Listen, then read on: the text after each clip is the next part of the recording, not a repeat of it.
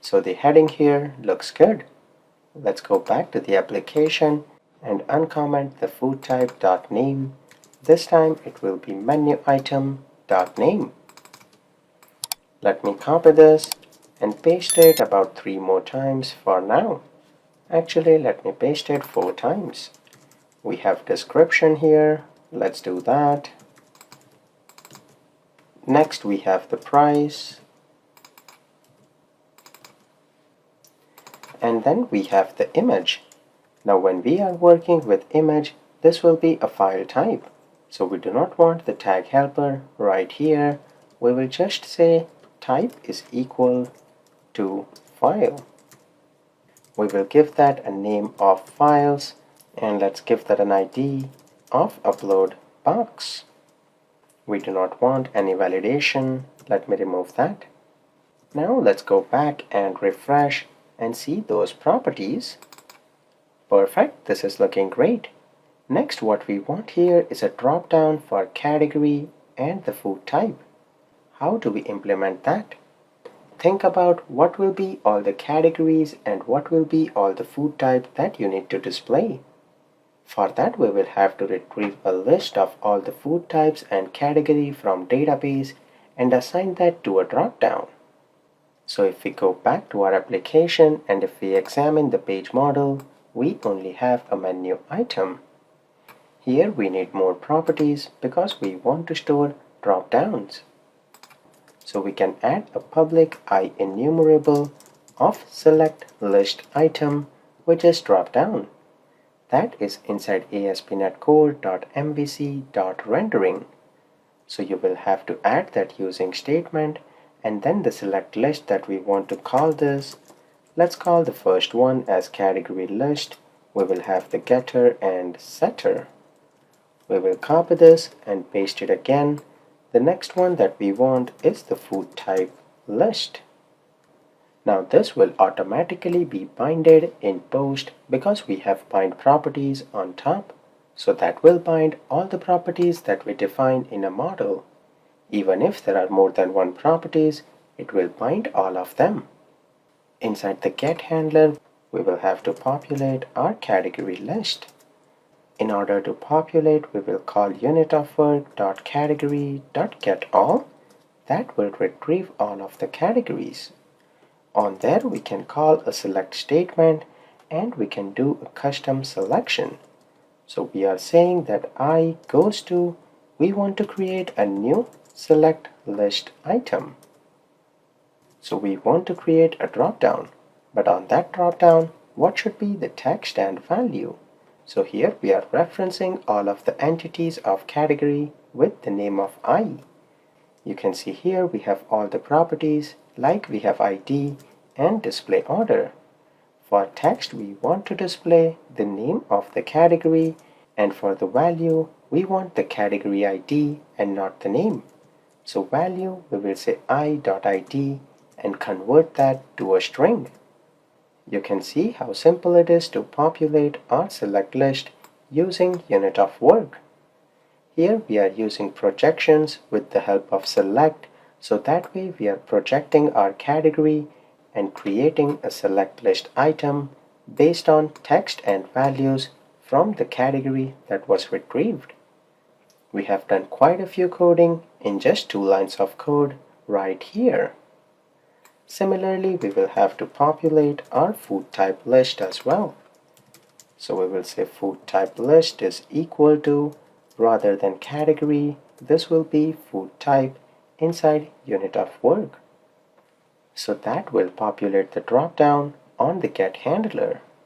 Now once the view or the page is loaded, we need to display them right here. So to display, we will say category ID here, and we do not want an input field. What we want is a select drop-down. So on select, we will use the ASP for tag helpers, and here we want to bind that to the category ID. So menu item.category ID, and when we are working with select tag, we have another tag helper which is ASP items. ASP items will determine the list of all the values possible for the dropdown. and that is inside category list. We cannot access that here, so we can use model dot, and it will display all of the available properties where we populated the category list inside the page model. So we will use that right here. Last here we will add a bootstrap classes here of form select. So our ASP select tag looks good for category. We have validations. Let's add that for the category ID. Now if you want a new field that is added here by default, I forgot the closing bracket here, that we will do in option. So we can add an option here which will be disabled field, and it will be selected by default. We will display here select category. Let me save all the changes and run the application. I just added category right now, but once everything looks good, I will do the same for food type. Let's go to menu item, create, and if we scroll down, perfect, we have select category which is disabled, and we have appetizer, entree, and dessert. We have the display name as category ID. Let's modify that, but before that, inside the insert, let me copy this, paste it one more time for the food type ID. Let me make all of those changes here. Food type list, select food type, and we have food type ID. Let's go to our model, which is menu item here, and we will add a display property to the food type ID and category ID. We will just say food type and category right here. Perfect.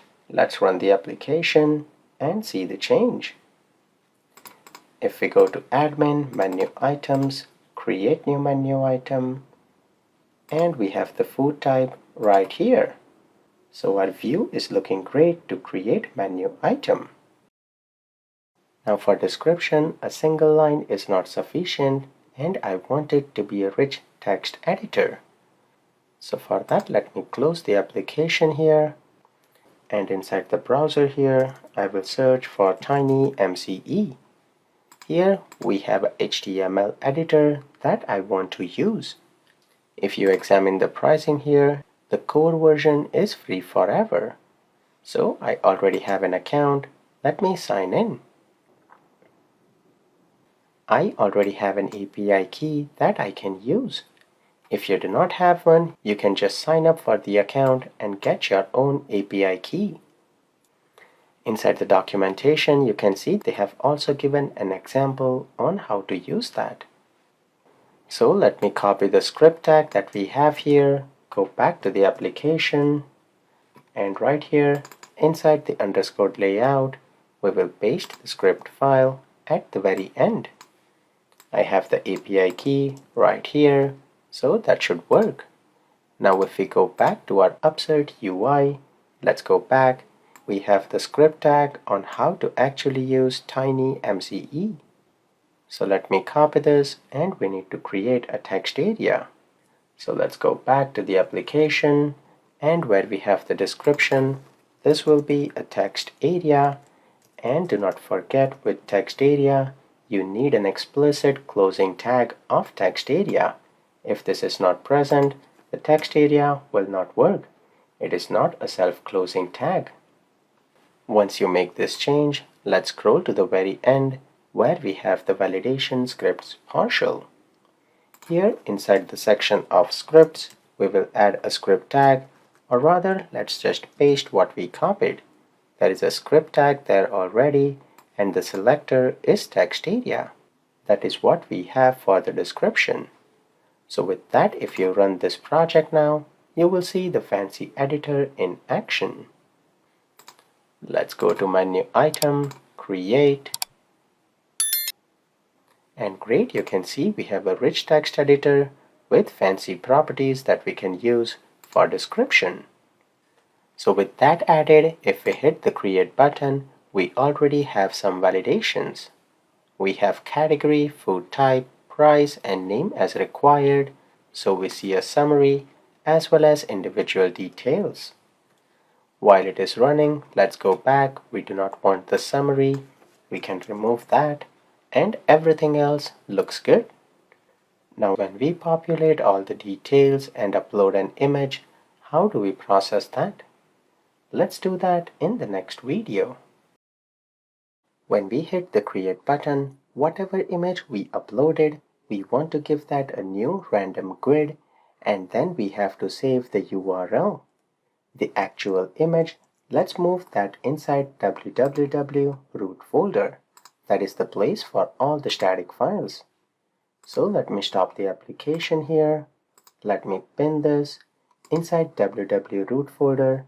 Let me create a new folder for images, and inside there I will create a subfolder for menu items. So all of our images for menu item will go inside this folder. Now how do we access the root path of the project, which is www root? We can do that with the help of iWebHost environment, and we will have to get that using dependency injection inside the absurd.cs html.cs. Where we have iUnit of work, we will add a private read-only iWebHost environment with the using statement. Let me call that as host environment. We need to get that using dependency injection. So let me do that. So we have underscore host environment. Let me call that. That's perfect. Then once the image and everything is uploaded, we will be on the post handler. So let me remove everything that we have here. And first we need to get the root path of this www root folder. So we can say here web root path is equal to underscore host environment, and in there we have the web root path that will point us to this root directory of www root folder. Then we need to actually capture the files that was uploaded. So we'll say variable files is equal to http context.request.form.files. We will be getting these files right here because if we go to absurd, we have the enc type of multipart form data. If you forget this, then the files will not be retrieved here. Then the next thing that we have to check here is if menu item.id is equal to 0. In that case, this is a create request, else this is an edit request. Right now we are only working on create, but this is a critical check that you have to make since we will be handling both the functionalities in this single Blazor page. So what do we have to do when we are creating? At that time we want to give our file a new name. So we will say file name underscore new is equal to, we want a grid dot new grid dot toString. So we have our new file name because we want to make sure all the file names are unique. Then we will have to find out the folder of uploads. So we have path, we'll do control dot inside system.io, and we will combine the web root path with the path that we want. So that path is inside the images folder. We have menu items. That is exactly what we created. So that will give us the final place where we have to upload our file. We want to make sure that file should have the same extension. So we will say file extension is equal to path.getExtensions, and we want to get the extension of the first file that we find right here, and from its name we can use the helper method to extract the extension. Then finally we will have to copy that file inside the folder. So we will say using here, we will say var file stream is equal to new file stream, and here we will have to give the path. So we will say path.combine. We want to combine the uploads folder, and then we want the file name and extension. So comma, we will have the file name new, plus the extension. That will be the location where we need to create the file. Last here, we need to give the permission, which is file mode.create. Using that file stream, let me hide that. We will say files of 0.copy to. We will copy to the location that we defined in our file stream, which is inside images menu item. This will make sure that the file gets uploaded to our location. Once that is uploaded, we need to modify the image string right here. So if we go back, we will say menu item dot image is equal to, let me add an @ sign to escape that. We will say /images. In there we have menu items, and then we want the file name and extension. So we'll say file name new plus the extension. So the location that we are storing inside image is how do we navigate to that image from the www root folder. So in here there is an images folder, in there is menu items, and then the file name and extension. Once we have that, all the other properties inside menu item will be populated. So we can call unit of work.menu item.add, and we will pass our menu item. That looks good to create a menu item. Let's add a debugging point here and run our application. Now while the application is running in Visual Studio 2022, we have something fancy. If you right-click on the debugging point here, you can add a temporary breakpoint. What will happen is this will be executed once and then it automatically goes away. Let's go to admin, menu item, and try to create a menu item. Let me choose an image there. Category, I'll do entree, vegetarian. Let's hit the create button and we hit our breakpoint. Let's examine our menu item. You can see we have description with paragraph and bold tag here. Category ID, food type ID is populated with the price and name. Image is null right now, but if you examine files, we have one file that was uploaded. So let's continue here by pressing F10. We have the new file name, that's perfect. We will have the uploads folder, that will be on my local computer. Then the extension here, if you examine, this is null, because I believe this will not be name, it will be file name. Let me see that. Yep, right here, it should be file name. So let me stop this, and I'll change that to file name.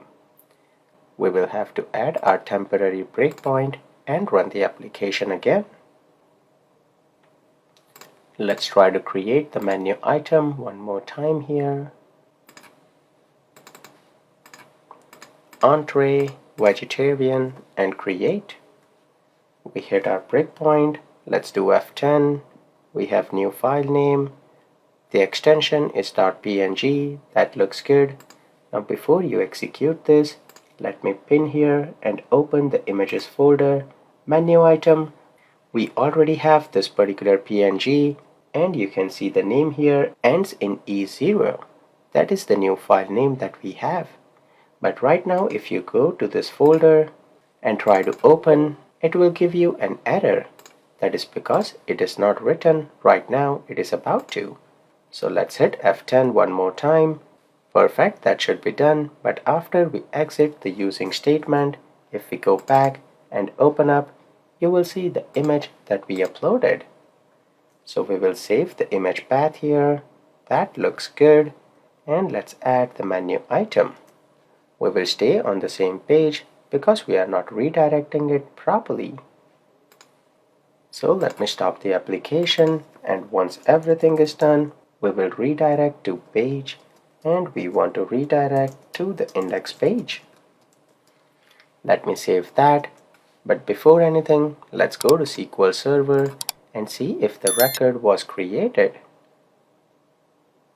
And here you can see the record was not created. Can you think of a reason on why this happened? The reason is simple. we added the menu item, but did we save the changes? We did not. We forgot to call the unitofwork.save. If you do that, then the record would actually be saved in the database. Let's remove that image, and anytime if you feel the records are not saved or updated in the database, the reason is simple. You must have forgotten to save the changes to database. With that, let's continue from the next video. We are able to successfully create product. What we want to work on next is displaying all the products inside the index page. Previously, we were retrieving everything with the help of page model. But now we want to display everything in a data table. For that, we will have to create an API in our project so that once the page is loaded, we can call that API and retrieve all the data that needs to be displayed in the table. How will we do that? If it was an MVC application, we could have added an API inside the controllers folder in the web application. But how can we add APIs within the Abby Web project now? When you are working with a .NET Core application, combining things is pretty simple. Like even though this is a Razor application, if you want to add controllers, it is very easy. There are two things that we will have to do.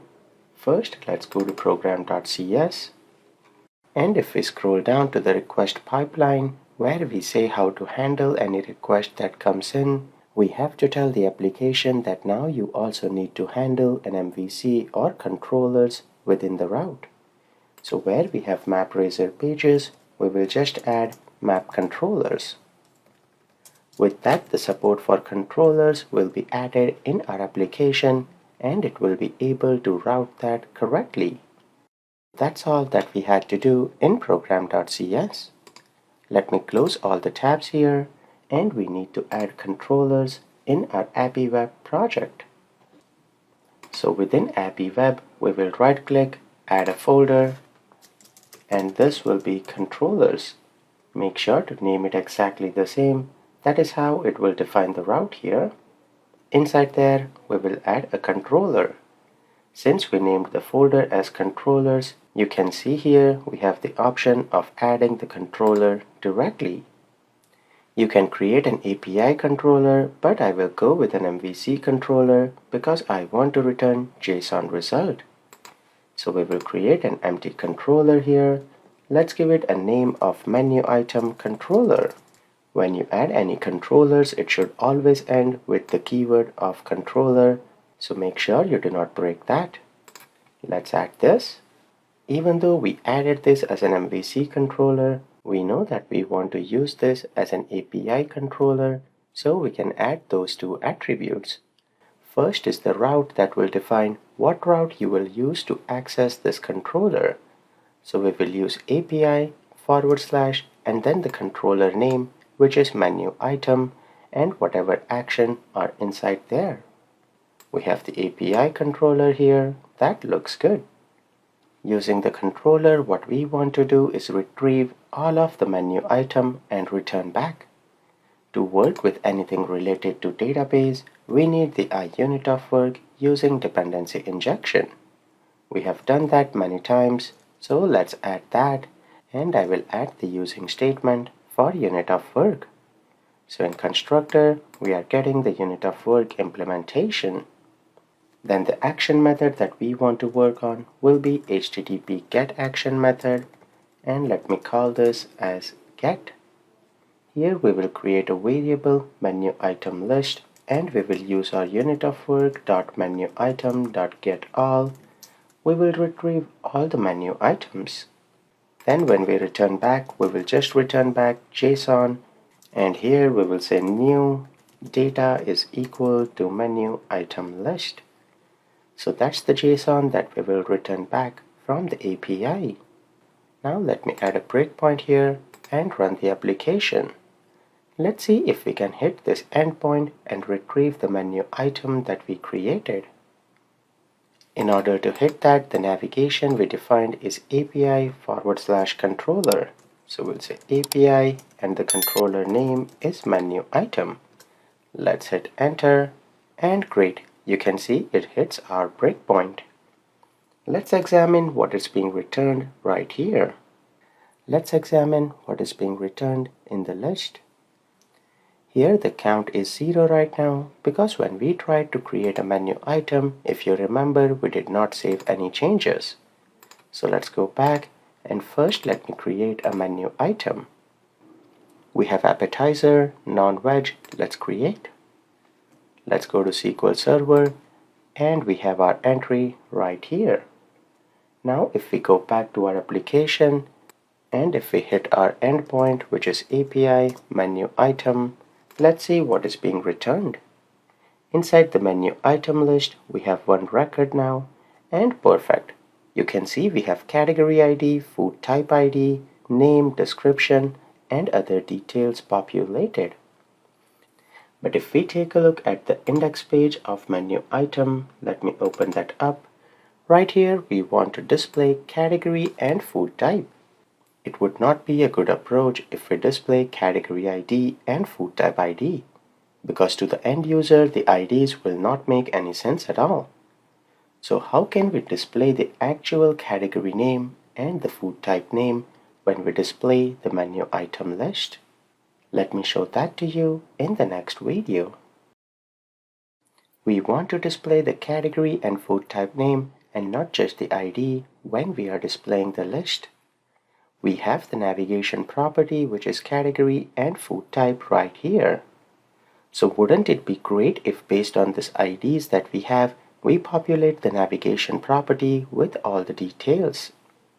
Entity Framework Core has a great way of doing that, and that will be done using something known as include. If we were using the application DB context directly here, it would be easy to do that. But we are using unit of work. So what we have to do is we have to modify some things inside our repository so that when we get all, we can pass here that we want to include category and food type, and based on that, the navigation properties should be populated. We need to make some change and enhance our repository now. Let me stop the application here and open up the repository. We will be making changes inside the root repository and interface. So first, let's go to the I repository. When we are including any properties, that will be a string, and we can separate that string by comma. If we want to include food type and category, we will write them in a string separated by a comma. And we can expect that in parameter right here. So we can say string, let me call this include properties, and this can be null by default, so let's fix that. So here inside string we will define what are the properties we want to include when we are getting all the result. Let's implement that inside the repository getAll. So here we have a nullable string which is include properties, and once we retrieve our DB set, we can check here if include properties is not null. I have said before that if there are multiple include properties, we will separate them by a comma. So we can add a for each statement and we can say variable include property in include properties dot split, and when we are splitting, we want to split it by new character array. Let's give that a comma here, and we can configure some option. The option that I want to configure is split string options dot we want to remove if there are any empty string entities. So right here, let's say if we have something like ABC, comma, comma, XYZ, then the output here will be ABC and XYZ. So it will split that in two for each loop, one for ABC and one for XYZ. And that is exactly what we want. Then now the main question arises is how to include anything on the query. Super simple. We just say query is equal to query.include, and we will say include property because we want the individual property and not the list of all the properties separated by a comma. This include is inside Entity Framework core, so if this does not pop up, you will just have to add a using statement. So with that, everything looks good. But let me scroll up here, and where we have application DB context, let me just show you, if you are using application DB context, how to do that directly. So on _DB, we have menu items, and right here we have the include property, and you will say u goes to u dot. We have the food type, and then again, if we want to include the category, we will say u dot category. This is exactly what we are doing inside our repository. You can see this food type and category will be in a string variable, so we will have to pass something like food type, comma, category. And based on that, here we will split that, and we are including each one of them in our query. This will automatically map and load the food type and category based on the IDs that are populated. So if you are using just application DB context in some project and not repository pattern, this is how you can include the properties. With that in place, let's go to menu item controller where we have get all. Now we can define include properties here, and as I said before, it will be a string. Let me write category and food type here, and with that, let's run the application. Now this time you will see an error message, and let me show that first. Here we will call API menu item, and when it tries to include, you will see an error message. The error message says unable to find navigation category specified in string based on the include path category. The reason behind that is this is case sensitive. We had everything in lowercase, and that is why it failed.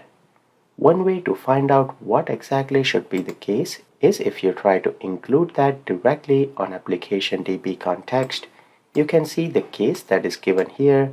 That is exactly how it should be. So let me copy the food type, modify that here. Let's go back, copy the category, modify that, and let me comment this out. With that in place, it should work successfully now. So if we navigate to API menu item, and if we press F10 now, it completes successfully. Let's examine the menu item list here. And great, now you can see category is populated with appetizer and food type is populated with non-veg. So you can see how navigation properties can be handy to display and load data based on the ID using the include statement with Entity Framework core. Now that we have all the data that we want to display, we can use our data table and extract this JSON in a nice table format. Let's do that in the next video.